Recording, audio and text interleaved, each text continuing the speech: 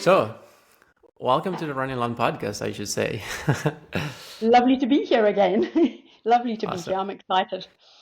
Yeah, So the idea for this podcast came from your participation at the, if I'm not mistaken, 104th edition of the Comrades Marathon, that's right? correct. Yeah. On June the 8th, Mm-hmm. 2025. Yeah. Comrades, of course, is one of the most iconic races in the world of ultra running, and that's what I'd love to explore with you today. Both your personal experience and the history and culture of the race itself. Yeah. So first, a couple of more personal questions. One, how did the race go, and how's the recovery been since then? Well, I would say the race went really well. It was as agonizingly painful as one can only expect it to be. Except, of course, by the next day, you don't remember the pain. You only remember, yay, I finished another Comrades. So Also, we should I was, mention yes. it's a broad ultra marathon, so it's a different type of pain. Like Yes. a lot of people are familiar with like trail ultra marathons, of course, Yes. but on the Yes. road is another story, and it adds another layer to the challenge, I think. It really does because of the pounding on tarmac. And if you're a recreational runner like I am, you're going to be out there all day. I mean, it's a 12-hour cutoff, and you're running on tarmac all that time. And obviously, you take some walk breaks as well. I mean, I don't know anyone except very fast runners who run the whole thing. And there's lots of hills. So this was the down run. Hmm. The race reverses direction annually, and it has done since the very second one when they went in the opposite direction from the first one, which is one of the many traditions of the race. And so the down run has more down than up, and the up has more up than down, but they both directions, there are plenty of hills up and down. So the down run, I would say, probably hurts even more because Mm. running downhill on tarmac is really tough on your legs. And the longest, hardest hills downhill come towards the end of the race when you're already very, very trashed. So you start having these hectic downhill runs on tarmac sort of from about 60 Ks onwards. There's lots. And that I think that's when you go through the dark night of the ultra runner's soul. Just in the Comrades, every time I've run the Comrades, I get to between 60 and 70 Ks and I start doubting myself and doubting that I even want to go on. And I think everyone pretty much goes through that. And you question your sanity for even doing it again because by that stage you've totally forgotten last year and how excruciating the thing was on your legs. And you think, no, I can't possibly do this to myself again. I'm just going to give up. And then because you want to finish so badly, you start bargaining with yourself. So this year I did exactly that same thing. And I started the race less confident than usual because Mm. as you know, I had a bad Two Oceans marathon experience. Now, Two Oceans was actually invented as a training run for the Comrades. And I've done several of those as well. And I got very badly affected by the heat this year. And for the first time in my running life, I crossed the finish line after the cutoff. So I was very devastated by that. It's got to happen to you sometime. And it was it hammered my confidence completely. And then we had to get me ready for Comrades, which wasn't far off at all, less than 2 months away. Yeah. So I had a huge confidence crisis. And I started building back up after Two Oceans and feeling stronger on the training runs, and then got to the start line as excited as ever to be there, the privilege to be there. And then it went fine. But the dark night of the soul moment, I was so tempted to stop. I saw Sarah, my wife, along the route. She's a fantastic supporter. She loves supporting the race. And I think it was about 66 Ks, and I was coming down this steep hill. And I just said, no, I'm in so much trouble. The pain's too terrible. I can't go on. But I have to. But I don't think I can. But I think, I don't know why I'm doing this. You go through this. I mean, every time. So anyway, I said to myself, okay, I'll get to 70 Ks. It's a round figure. It's another four. Let's give it a go. And then I got to 70. And then I thought, well, maybe I can run another five. So I did. And then it's only 15. So then you say, okay, I can run another 5. And so you go. So I suppose with all ultra marathons, there's a bit of this process that happens. But I It have to does. say that the physical pain of Comrades is something else. And I think any Comrades runner will say the same because of that pounding. It really does hammer your body. So, and I started Comrades with some heel pain, some plantar fascia pain. So, Yeah. that obviously hurt. I knew it was going to. How could it not? I mean, I'm starting with a minor injury, and and as you know, we discussed it, and I discussed it with my physiotherapist, and we all knew it was going to hurt, but we all knew it wasn't going to stop me running the Comrades, which I love so much. So it did hurt, but eventually everything hurts. I mean, your legs are on fire, your feet are on fire. So it just blended into the general pain of the Comrades. But of course, I finished it. I ran 91 kilometers because there's always an extra K when you're weaving around. When you're not an elite runner who knows how to cut the corners off a little bit here and a little bit there, and you're weaving your way around to the aid stations and all of these things, you end up running a little bit further. And it was 4 kilometers longer than last year's race as well. So that was messing with my head a bit, I think. But anyway, I finished with plenty of time to spare before the 12-hour gun. And obviously I was completely elated and my confidence is all back. And I'm already, planning to qualify for next year. I mean, I was barely off this year's race and I was saying, oh, I need an early qualifying race, So, because the whole running calendar in South Africa and really Southern Africa generally, because after all, I started running this race from Zimbabwe. I've only lived in South Africa coming up for 3 years. The whole running calendar runs around Comrades because it's the be all and end all race. I suppose in America, you might Boston. Everybody wants to run Boston, and if you're a trail ultra runner, everyone wants to run Western States or one of those other very famous races, Leadville. Yeah, But even if the here, spots are so limited, it's so limited, so hard it's to so get different. into. It's very And different and Comrades different terrain, different welcomes experience. everyone. But Yeah, Comrades, I suppose that's our Southern African be all and end all race, like some of those American races are for the Americans, So, and I suppose in Europe there's UTMB or some of the very famous races that everyone hasn't thinks I'd really like to do that. So do you feel like it's more significant for the road runners or the trail runners? do you know? I think this race is significant for just about all marathon runners That's and cool. ultra marathon runners. It's what happens in South Africa is as soon as you say you're a runner, the next question is, do you run the Comrades or have you run the Comrades? It's Okay. like it's just something on your bucket list that you really, really want to do, but you don't know you can do it until you do it. So I never thought I would do it. In the early days of my running, I thought, no, that's just too far, and it's on tarmac, and everyone told me it was very painful, and people told me that the amount of mileage you had to run to get ready for it was enormous. And I used to say to people, no, I can't possibly. I don't have time to do all that mileage and all that training and have a life and sing in choirs and do the other things I love doing. And then eventually, one of Sarah's bosses, who was a Comrades runner and had his green number, which is what you get when you've run 10, which is my goal, and I'm just done my 8th. He kept saying to me, but I know how much you'll love it, but you just should give it a go, but don't close the door on it. And eventually, when the 90th anniversary came up, and that was 2015, when the entries opened for that race, Norman, Sarah's boss, he contacted me, he Skyped me, and he said, listen, it's Comrade's 90th anniversary, and it's going to be a really special edition for that reason. And I really think you should just go look at the website and just cruise around and think about it again.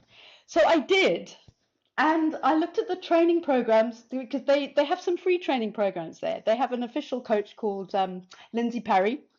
And there are kind of some generic programs that are there that he offers, and he does some webinars and things. So I looked at his training programs for novices, and I suddenly, it's like, oh, but I'm already running this much. Because at that stage, I wasn't being coached. I just loved running, mostly on the trails, And it was a program set on time, hours of running. So I looked at this, I thought, but I can easily do that and have a life. So I entered there and then. And that's how it started for 2015. And then I told Sarah, who just was horrified, because she always said to me, you can't do that. It'll break your body. It's just too far. So anyway, once I confessed that I'd entered it, she was all in. And then I trained for it with my running club, Run Walk for Life, which is a franchise club. So we were members of that for a long time in Zimbabwe, and we joined a local branch here as well. And so and they were really into Comrades as well. And the head of the club, Mel Barnes, was a green number holder. So we were always being encouraged to have these mad goals like run the Comrades, you know. So so I trained for it with them, and I ran my first Comrades. And there's nothing like your first Comrades. It was the most unbelievable sensation of joy to cross the finish line in time. And, you know, and it was very hot that year. So I really didn't know if I could finish, but you don't know you can finish until you finish. And every year is different. So it's a new challenge every time. It's the same route roughly, although it changes slightly because of roadworks and because of sometimes the finish venue is different. Sometimes the start venue, well, the start venue is always at City Hall in Durban or Pietermaritzburg, but the finish venue, there's been quite a few since I started running it. So, but it is the most incredible experience. It's very hard to describe because it has this massive history. So you're part of this great let's talk thing. A little bit about the history of Comrades, because I think it's very interesting, and it really goes back to the reason why Comrades is what it is. Exactly. It was started by a survivor of World War I called Vic Clapham. So he was an engine driver in Pietermaritzburg, and he went off to fight World War I. And of course, all his comrades fell. He came back as a survivor, and he was devastated by the terrible things he saw, the terrible things everyone experienced, the deaths, which, as you know, were massive. It really was a very horrible war. And he wanted to remember his fallen comrades, which is where it got its name, his comrades in arms. So he didn't want to just build a memorial like a statue or a physical thing. He wanted to create a living memorial so that his fallen comrades would never be forgotten. So, I mean, it's a beautiful concept, and he succeeded because this race has been run since 1921. And it stopped for 4 years during World War II, and it stopped for COVID. And that's it. Otherwise, it's been non-stop. I mean, obviously, World War II, everyone was off fighting, and there was another terrible war. I mean, you couldn't really keep running the thing. And after World War II, then we as Comrades runners also remember the fallen in World War II. So it is a memorial to fallen comrades in the two great wars. That is how it began. And it began with 34 runners, of whom 16 finished. And now, this year, 21,000 of us lined up, of whom I think about 3,000 didn't finish, something like that anyway. And, you know, women weren't allowed to run the race until 1975. So... And even now, only 20% of the people who line up for Comrades are female. So, I mean, really more females need to be encouraged to run this race, because there's no reason why women can't run the race. Women run this race very fast. It's not just a problem related to Comrades. Of course, it's something it's a affecting universal the whole problem. sport of ultra running. But we should totally encourage more female participation in endurance sports 100%. in general. 100%. But that's a good example. It is a good example. So, I mean, I would love to see far more women line up, and I think Comrades Marathon Association would as well. Obviously, and women are constantly being encouraged. They have boot camps for women and this sort of thing. But to me, it's just this incredible privilege to be part of something which has this enormous history. And, you know, it's the same route all these feet have trodden, running this incredibly grueling race. And one of the things that Vic Clapham wanted to achieve was to make it really hard, and really you have to suffer to run this race. Yeah. because he wanted people to remember how much his comrades who died suffered, and those who survived the war suffered. So, and you really do suffer, and I suppose we as ultra runners know that there's a lot of suffering in our sport. I mean, it's something we choose, and it's part of the challenge to have the mindset to go through the suffering and get out the other end of it, and talk yourself out of the moment when you think, why am I even doing this? I want to stop. But yeah, I think it's he achieved his dream more than he could ever have imagined, really. And this year, a man ran his 50th Comrades Marathon. So he Wow. has the quintuple green number, a guy called Louis Masson. So, and then there's another man, Barry Holland, who tried to run his 50th and had his first ever DNF, but he plans to run his 50th on when I get my green number in 2027, which will be the 100th running of the race. So it'll be a very special year. So, I'm still on track. And as you know, I was really nervous about this year, whether I would stay on track for this green number. Because, with COVID, I lost 2 years because of COVID. I ran the virtual Comrades, which Comrades Marathon opened up, and you could send in your time and you got your medal, but it doesn't count for the green number. It's not like they can verify you did it. I did it.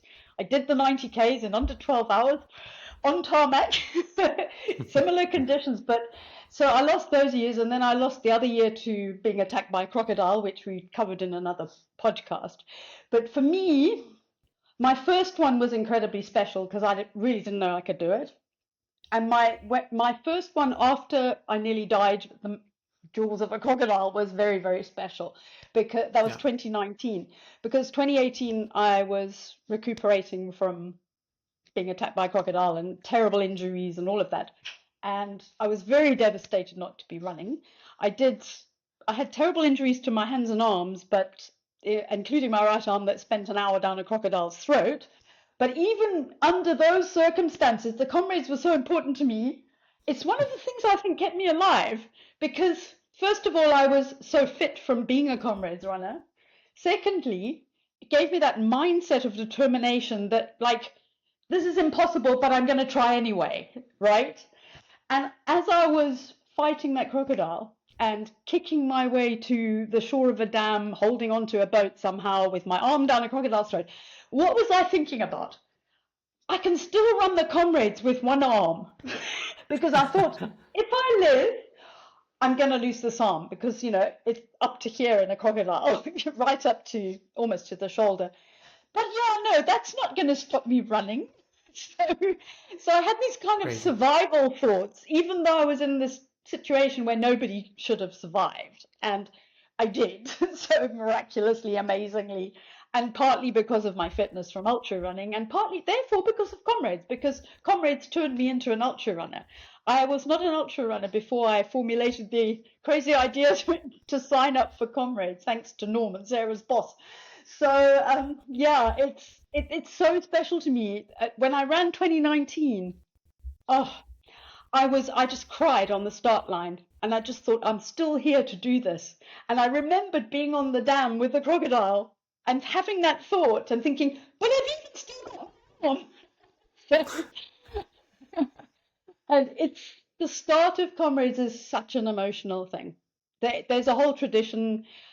There's the South African national anthem, and everybody gets very emotional and takes off their cap and sings along. And then there's a song called Shosholoza, which is actually a Zimbabwean song originally. The migrant miners who came from Zimbabwe down to South Africa to work on the gold and diamond mines, that song originates with them, and then it became very much part of the struggle against apartheid in South Africa as well. And what it means is keep moving, move forward, keep moving. And it's supposed to imitate a little bit the sound of a train, because they would all come down or come from other countries too to work on the mines by train. So it's a very special song. People can always Google it later and listen to it. It's very catchy and beautiful. And it's, everybody sings along. And then we have the theme tune from Chariots of Fire, which everybody who runs knows, I'm sure, because it gets played at a lot of start lines, I think. And then you start getting very, very nervous. Exactly. Yeah. And then you're getting very emotional now. And then there's something completely unique to Comrades, which is the sound of a cockerel crow, a very loud cockerel crow. So that dates back to, I think it's 1930, a guy called Max Trimborn. He was one of the early Comrades runners. I may have the year wrong, but good enough. And he, just after, I don't think Chariots of Fire had happened by then, so I'm not sure what music they played, but just before the gun fired, the cannon fired, he let out this imitated cockerel crow, and it was very realistic, and it became a tradition of Comrades. So he would do that, and eventually they recorded him, and they have played it at every Comrades ever since. So you wait for the cockerel crow, and then you hear the boom of the cannon being fired, and then you start your race. So, and it's a terribly emotional thing. It's very exciting, and it's at the city hall, and everything's floodlit, and the mayor is there, and the winner of Comrades has to carry a message from the mayor of the one city to the mayor of the other city. Once it's known, you can see they're going to be the winner. They're handed this message to carry from one mayor to another. So it's Pietermaritzburg to Durban, Durban to Pietermaritzburg, and yeah, it's extraordinary. And one of the other traditions which is really delightful is about halfway there is a special place called Arthur's Seat. So it's a little indentation into the cliffside. And this is reputedly where a very early Comrades runner and winner, I think he won it 5 times, called Arthur Newton, used to take a break halfway through Comrades and, have some food and just chill out. And then he would carry on running and continue to win the race. So at Arthur's Seat, what Comrades runners are supposed to do if they know all these traditions is put a flower on Arthur's seat, take off your cap, say, "Good morning, Arthur," then your second half is going to go well. So this tradition has carried on through all these decades. And look, there are plenty of runners who don't know about this tradition, but lots of them do, myself included. I always do it. I try and pick my flower off the roadside early because actually there's not that many flowers to pick at that time of year. But it's I carry my flower. This year I carried my flower for quite a long time, and then put it on Arthur's Seat. And then close to Arthur's Seat is what is called the Comrades Wall of Honor, which is this incredible wall of plaques commemorating people who've run the race. Winners don't have to be a winner. I've got one now. You can get one. Anybody who's completed the race successfully can get a plaque. And then when you get your green number, it's swapped out for a green one from a yellow one. And each year they add more, and they open up more of this cliff face to make room. So wow. It's an amazing place to run past. And obviously you can go and look at it when the race is not on. The roads are mostly closed when the race is on. But yeah, it's got insane. So much history. Yeah. Yeah. And one of the cool differences from, you mentioned Western State and its significance for the American ultra running scene, but Western State is limited to like 375 participants, while Comrades is like a 20,000+ people race. So the size of the two events is completely different. And that's really cool. Yeah, it is really cool. Yeah. And there is also this. It basically welcomes everyone. It welcomes everyone. If you can qualify, of course. If you qualify. And the qualification is not too hectic. It is a sub 5-hour marathon. And then, as distances go up, that time changes. But for a brief time recently, it was moved to 4 hours 50 for sub 4 hours 50 for the marathon, and for the Two Oceans Ultramarathon, which is a qualifying race, it went from being 7 hours, sub 7 hours, to sub 6:45.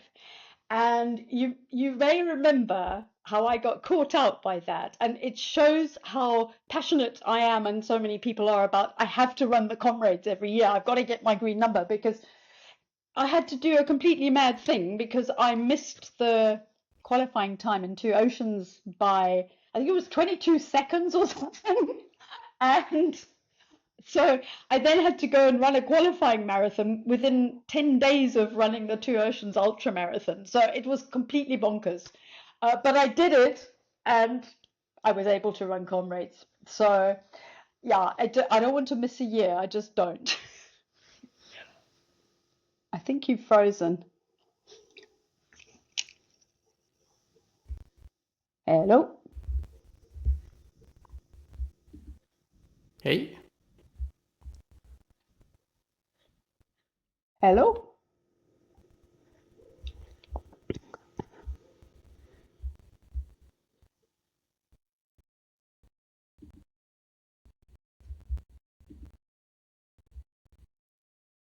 Hello?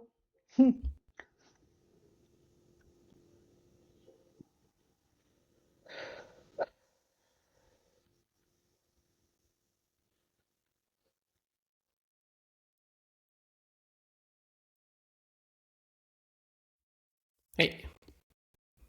Ah, you're back.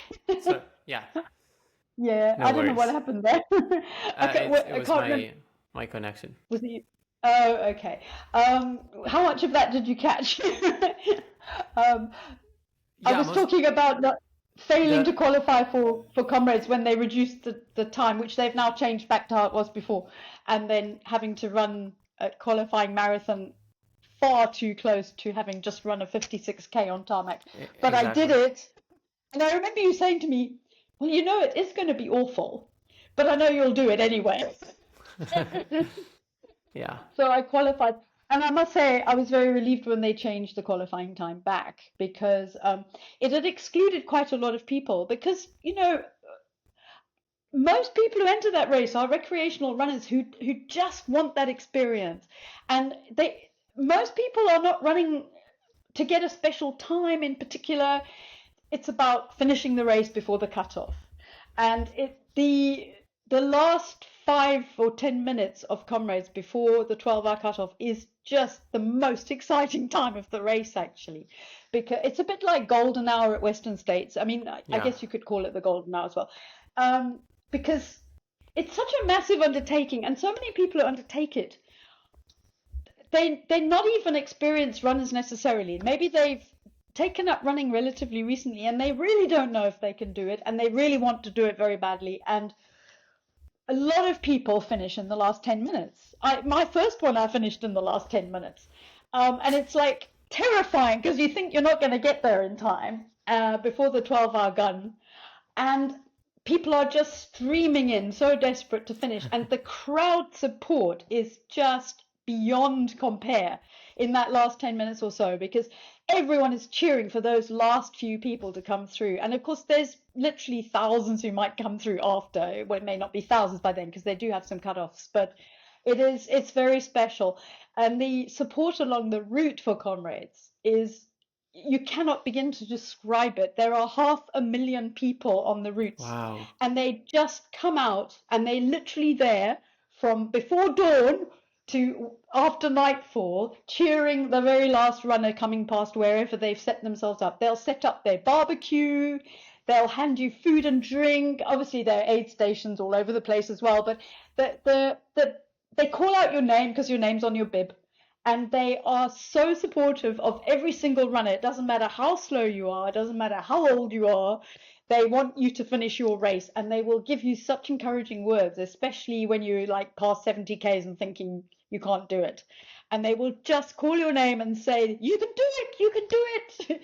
It's not far now," this kind of thing. So it's even, Sarah has supported me on every single Comrades, and it's a really hard job. In fact, I think it's got more stress than running it in many respects because the navigation Yeah, involved, there's all these road closures, there's roadworks. It's incredibly hard to find your runner. And Sarah's got so good at this that this year, I think she found me more than 10 times. I actually lost count of how many times she crazy. managed to get to me. Nobody does it as well as she does, I don't think, because she's completely dedicated to the whole process. She even caught a ride with somebody with a motorbike up a hill so she could catch me on the top of the hill. So, but she says that for supporters as well, it's the most phenomenal experience because supporters support each other supporting and runners support each other running. And the camaraderie on that race, I mean, it's about that because we're commemorating the camaraderie of soldiers in battle. And we're soldiers in a sort of a battle to finish this very painful race. And you don't leave any. It's a bit like you don't leave any man behind. When somebody falls over on the road in front of you, the comrade spirit is you don't run on, you stop and help, and that's what people do. And quite often people are practically carrying someone towards the finish, but person has to finish under their own steam. So nobody can help someone who's practically collapsed over the finish line. Even if they crawl, even if they roll, and plenty of people have done it, they have to finish under their own steam. So, but I love that it's leave no man or woman behind, and that people will stop and help. People will suddenly get a terrible cramp and they'll just keel over, and people will stop and they'll maybe give them some salt electrolyte pills, or give them a massage or something. And you don't ever just run past another fellow comrade in distress. And it's a beautiful ethos. You It's don't called feel like it's every man for himself, yeah, I think it's called Yeah, the ultimate human race, right? For a reason. that's right. That's the tagline. I can't remember Yeah, when they introduced that, a long time ago. Yeah. So yeah, it's amazing. it really It's sounds exactly like that from your words. So that's yeah. amazing. And some pretty famous American runners have run that race as well. I Yeah. mean, Camille Herron has won it. She just always says it's the best race on the planet. I mean, and she's such a superstar with all her records and everything.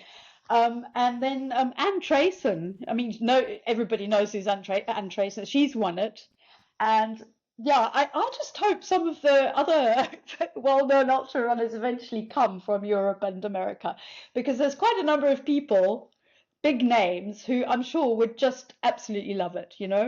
So I, what's not to love apart from the pain? I mean, all ultra runners know about pain. Yeah, so it's part of the process. So yeah. What keeps bringing you back to Comrades? Like, what is your emotional and personal connection with this event? Is it just for like the experience, or is it something more than just the crowds, the race atmosphere? What is it? Because like I could Gosh, imagine for yeah. me, like I might have just like this personal and emotional connection with one race that is Sears and Hall. Um, Yeah.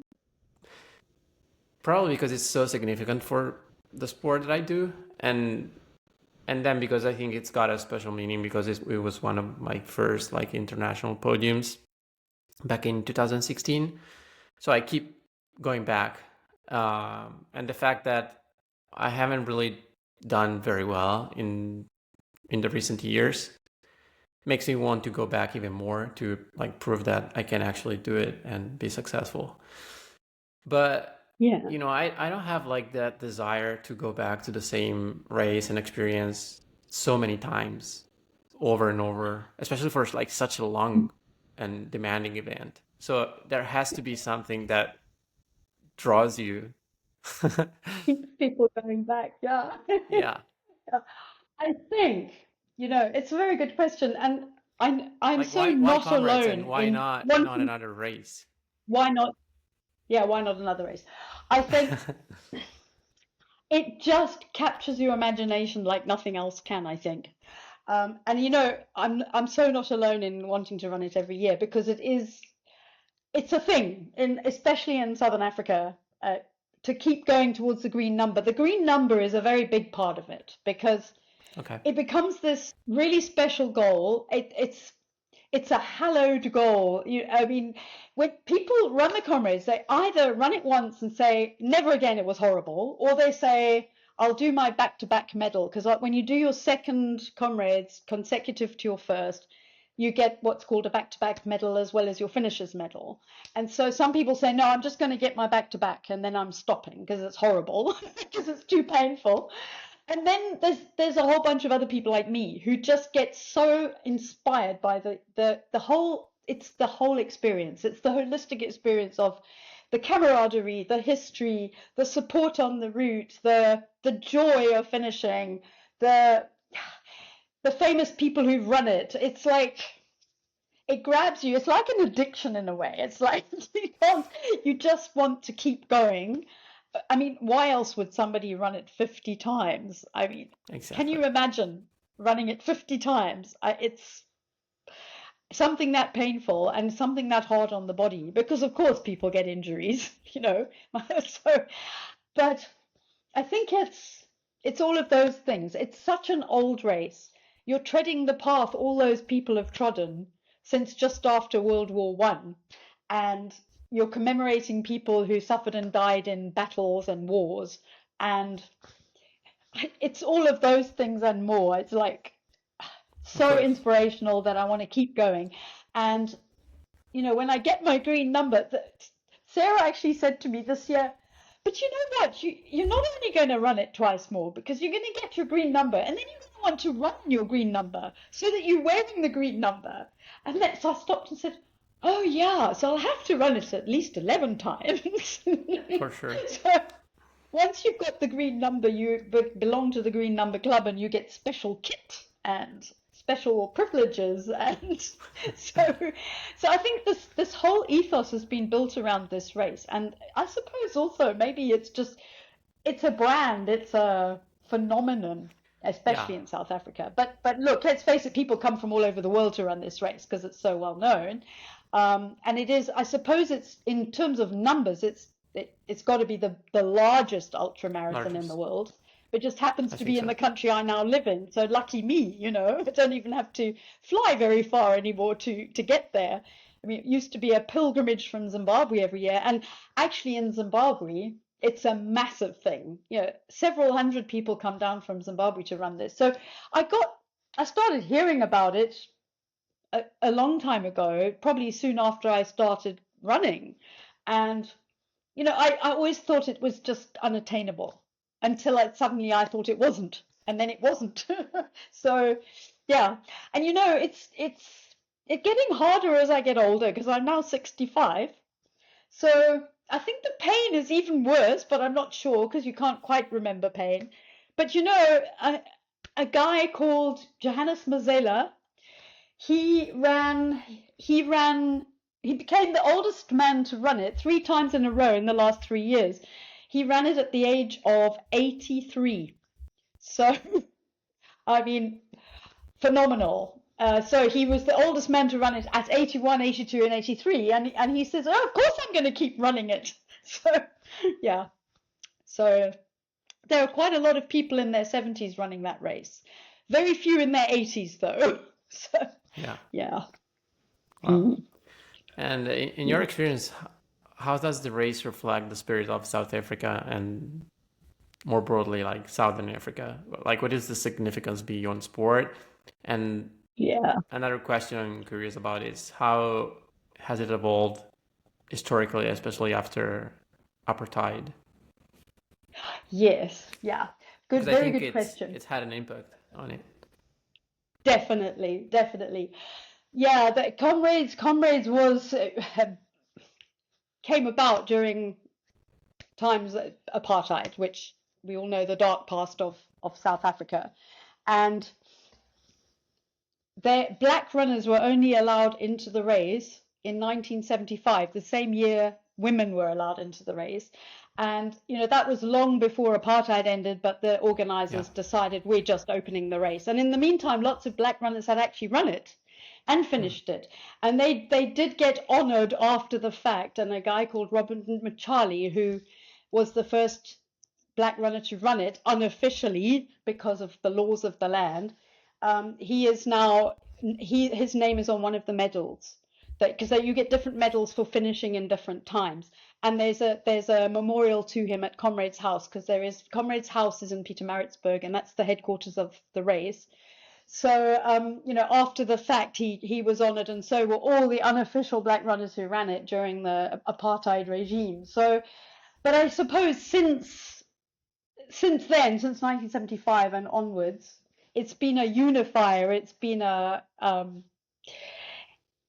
open for everyone race, and how they often describe it is it's the opportunity for the ordinary person to do something extraordinary, no matter what their background, how hard it is for them to get to the start line, and anyone can have that desire to run it, qualify, and then run it, and it's a unifier now. So yeah,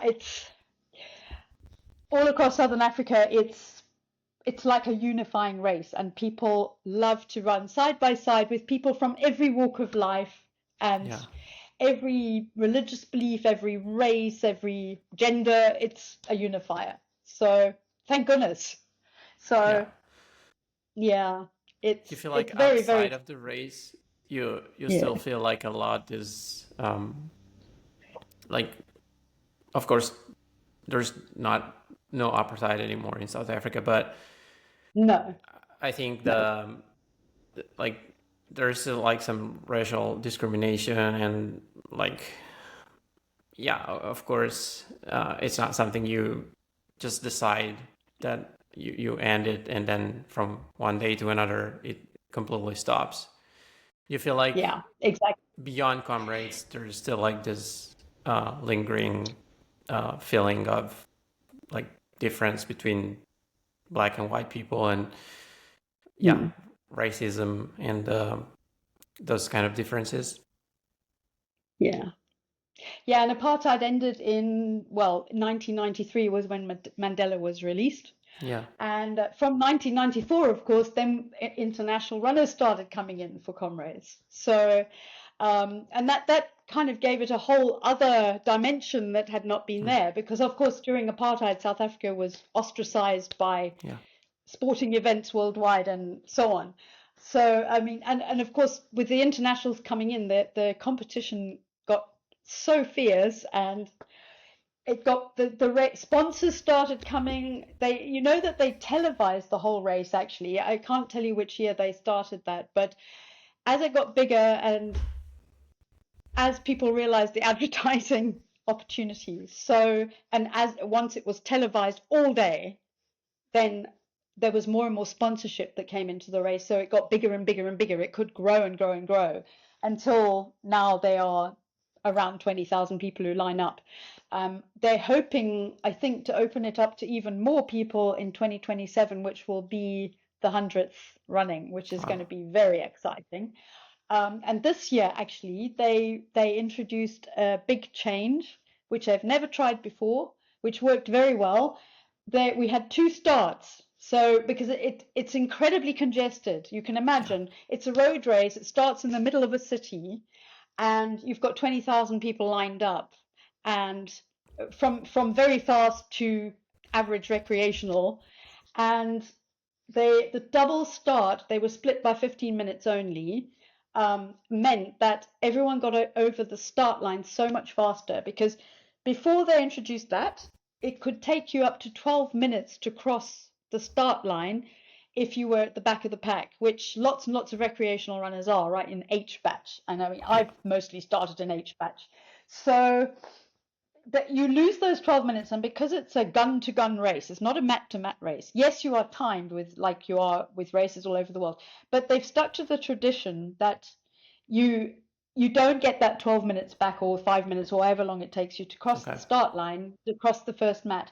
That's gone. So you're at a disadvantage right from the word go if you're a slower runner, obviously. So having the two starts has meant that even the slower runners can get over the start mat much faster. And also it's much safer, because there were also safety issues. You're starting in the dark, you might trip over something, you know, there might be a manhole cover that's skewed, there might be a pothole, whatever.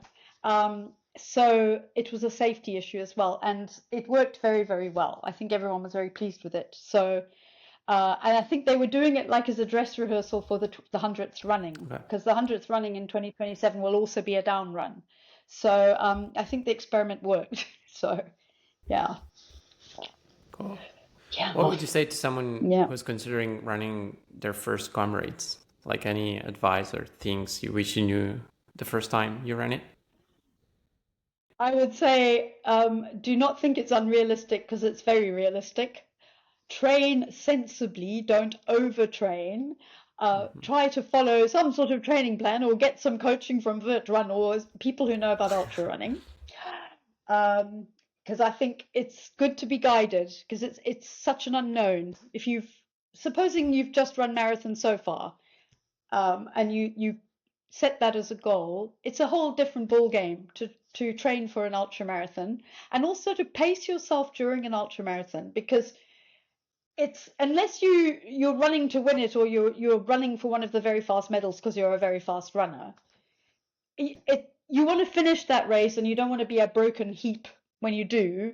You don't want to be taken out at a cutoff. You don't want to drop out because you just finished yourself by running too fast at the beginning. And so it's all about just calming down in the first half and not overdoing it. And also just soaking up the experience. Don't go all out in the first half trying to run faster, and then you're not enjoying anything about the atmosphere, the support, the traditions, all the things that go on.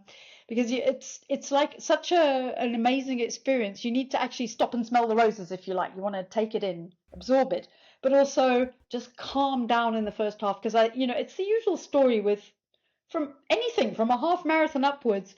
What do nearly all runners do? Run too fast at the beginning in the first half. Don't save anything for the end. So yeah, I would say get coaching. Know that it's doable. Know that you don't have to do a ridiculous amount of mileage to be able to finish it, because a lot of people still believe that, and I found that that's the reason I tried it in the first place, because I realized from this plan I found on their website that actually, no, it's not. It's about training smartly, not doing crazy amounts of mileage and then getting injured. It's more about being smart how you train, and following good advice on how to train for it, and then you can do it. Because I just think anyone who puts their mind to that and really wants to finish it can do it. It's just train sensibly. Don't burn out in the first half, because even elite runners make the mistake of burning out in the first half of Comrades, and then end up for sure. like having to drop out. It happens a lot. So Yeah. like some incredibly fast runners, Yeah. it's just you just burn out, and the pounding on the legs is so hectic. So yeah. You also talked about not being 100% confident going into this year's Comrade. Especially like after your experience at Two Oceans. Yeah. How did you manage that? Like, what did it take you to rebuild that confidence? And also, how do we work together to like find that spark, that confidence again? Yeah. I think that's an interesting story. That was that was an interesting process, wasn't it? Because we worked together quite hard on that. Everyone goes through those cycles, and it's easy to doubt yourself and to lose confidence and think like, no, like I'm not doing so well, like I'm not as strong as I thought, and to have like all these not really helpful, it's not like a positive self-talk that is actually helping you reach your goal. Exactly. So I think facing those thoughts and emotions and fears can definitely teach us something and makes us stronger. So I'd love for you to explore that a little bit. Yeah, definitely. It's really a good question, because it was I really let my Two Oceans experience just destroy my confidence for a while, as you know. Just like it was such a huge blow to I have experienced DNFs before, because I have had to drop out of races due to heat. And have known that if I continue running, I'm risking my life and health to carry on, right? So that happened to me in America at the Cuyamaca 100, and I have no issues about the fact I decided to drop from that race, because I was really getting heat illness badly. So I do know about that, and about you don't kill yourself for a race. It's really not worth it. You don't put your life in jeopardy. You don't want that to happen. So, but I think so. I've done that. I've done that twice, where I've removed myself from a race because I knew that I was getting heat illness, and once in Zimbabwe and once in America. But I had never experienced crossing the line after cutoff before in any race ever. So it was like, oh my God, now I've lost it. I mean, do I even want to carry on doing this? I really let it mess with my head very badly luckily not for too long. Because it's just a big blow to your self-esteem. When meantime, it's just something that happens to everybody at some stage. I had to just calm down after a while and say, it was extremely hot. There was a government heat warning. There were dozens of cases of heat stroke. Lots of people ended up in the ICU. There was a shortage of water in the hardest part of the race. And I did get heat illness. I was taken to the medical tent, and I was much too hot and very dehydrated. And so it was a big drama, really. But basically could have happened to anyone, and it does happen to most runners at some stage that you end up having something goes wrong. You can't guarantee in an ultramarathon that everything is always going to go right. So I had to suck it up. So I think after I sucked it up, then you started getting me back on the horse by giving me some, building me back up with long runs that gradually got longer, but they started going well. They started feeling good. And obviously we were doing the usual things of cross training, strength training, and all of that, and also a good recovery. We had to have a really good recovery after Two Oceans, because I had really messed my body up with that. With the heat it was bad. So I think really for a couple of weeks I was just somewhat woman down and just had no motivation even. So, and it was like very light training, or not. The first week I didn't do anything. I just was so like, whoa, about the whole thing.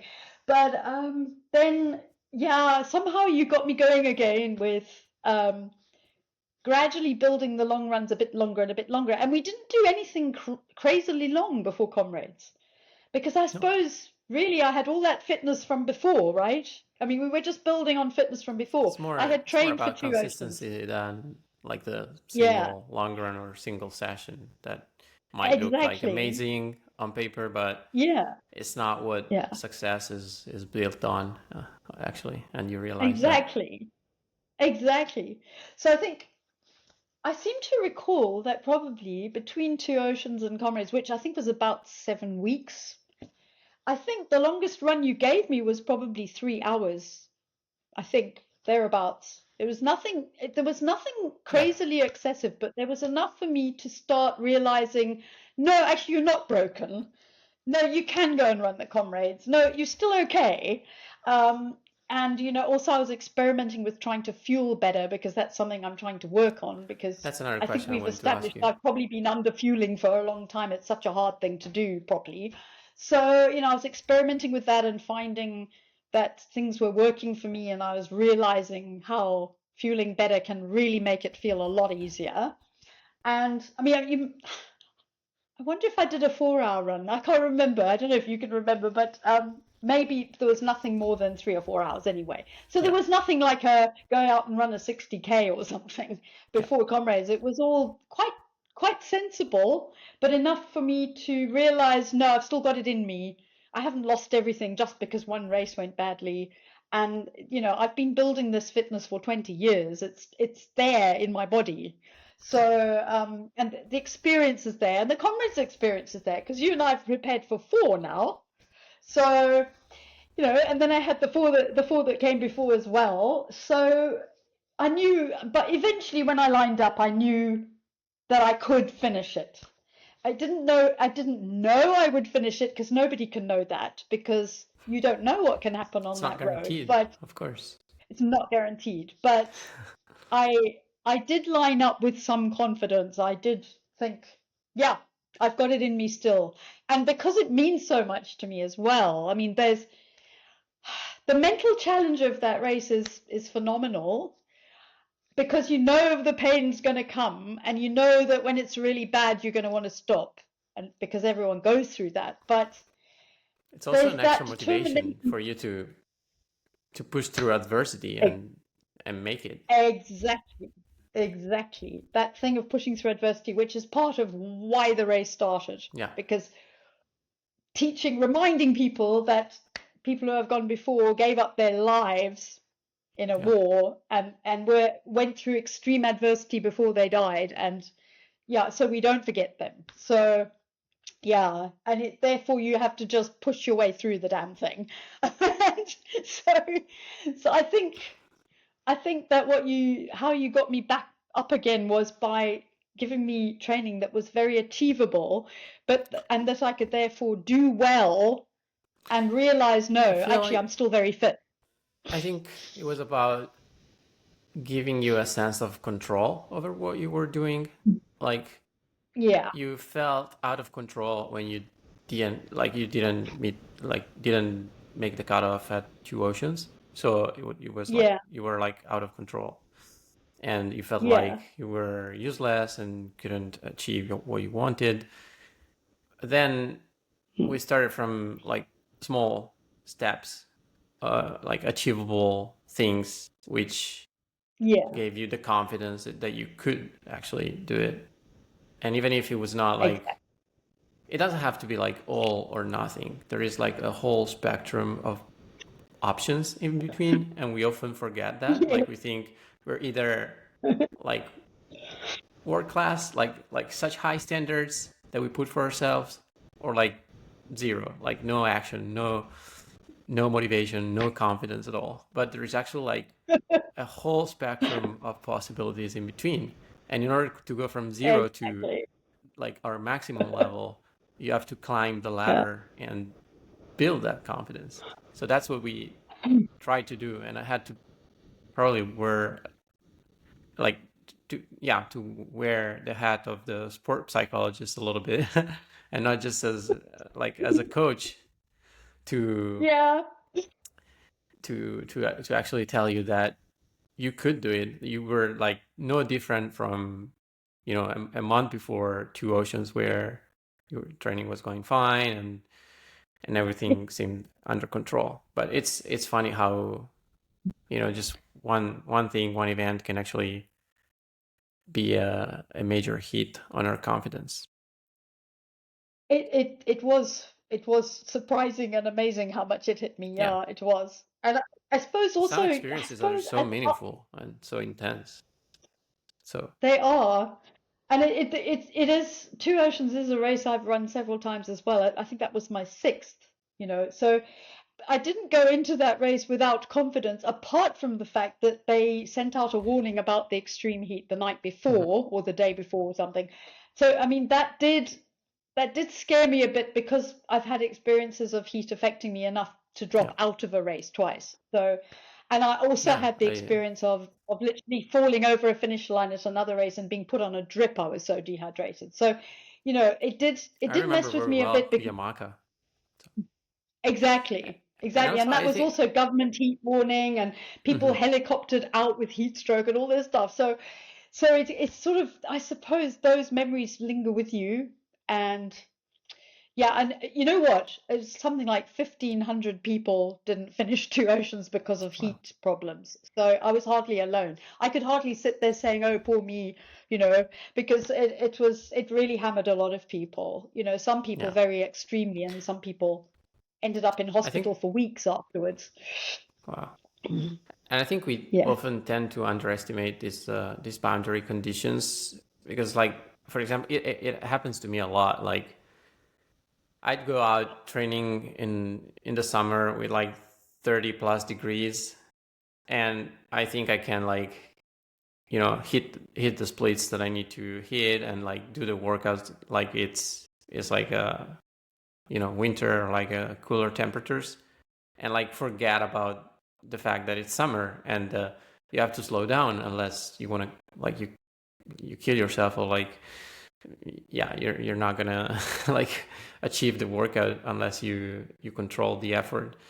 But somehow, even after 20 plus years of running, it doesn't come as easy as it should, just because I like we think we can do it no matter what, and we tend to underestimate these factors on our performance and approach to the race or the effort. So it's interesting. Exactly. We do. It is Yeah, interesting, but and we it's do a learning underestimate it, lesson and every time. every time. So, I've taken various lessons out of that two Yeah, oceans, this year was for uh, sure and a and I'm great completely lesson. okay with it now. It was a good lesson, and it's just That's awesome. I kind of forgave myself, or if you like, or let myself off the hook to say, that's life. That's life as a Yeah, runner. There's going to be times when something like that could happen, and it's okay. It doesn't yeah, mean you're and any less of a runner, you're any less of a exactly. human. I think ultra runners have very high, well, crazy standards. We have We slightly crazy standards for ourselves. Like, we normalize there is a lot of crazy black and white things. thinking. Exactly, the madness. Yeah. It's like and it's an all or nothing thing quite often, like you said. We tend to think in all or nothings, and as you Also, know, I like desperately wanted to run Western States, like, oh, that's the most famous race, it's the race, it's the absolute be all and end all, and then eventually had to accept, practically speaking, it's never going to happen because to qualify every year with a yeah, very it's hard 100 miler various or some other, reasons. and Yeah. then the lottery is so impossible to get a place in and everything. And so no, I'm quite happy to stick with the Comrades because that is in my own country. It's very hard. It's enough of a challenge. It's kind of as famous as Western States is in America, so Comrades is famous here. And so it's okay. I'm okay with it now. But It's your you race. can get these kind of obsessions. I mean, I got an obsession of I want to run Western States, and you know, and I qualified once, and then of course didn't get a place. I qualified off the 100 miler that you trained me for, and that's actually why I signed up with Vert Run, because I had no idea how to train for 100 miler, and I managed to do that, but obviously didn't get a place in Western States. And then I wanted to run Kuyamaka as a qualifier, and then I had to drop out because of heat. And after that, I realized, no, this is not very practical. I don't think it's going to happen, but it's okay. So, but you can get very black and white in your thinking about your goals, and you can have very unrealistic goals, which I often have. I mean, the most recent goal we discussed was I wanted to immediately go out and run a qualifying race for next year's Comrades at the end of August. And, you said, well, I think let's think about it. And of course, I thought about it and thought, no, it's a bit soon. And I'm dealing with a heel issue and it's kind of sore. And my Yeah. physio was also Not smart. not a good idea, really. So, you have to accept the realities. And also, you don't want to break your body so you can't run 10 years' time. I mean, I Yeah. certainly intend to be running into my 70s. Why not? So many people are. So, yeah. Yeah, we do it because we're having a good time. It brings us joy and Mhm. and like meaningful experiences and shared experiences as well. It's an individual Yeah. sport, but it's a lot about sharing it with others. So I think it's a very important part of being an ultra runner.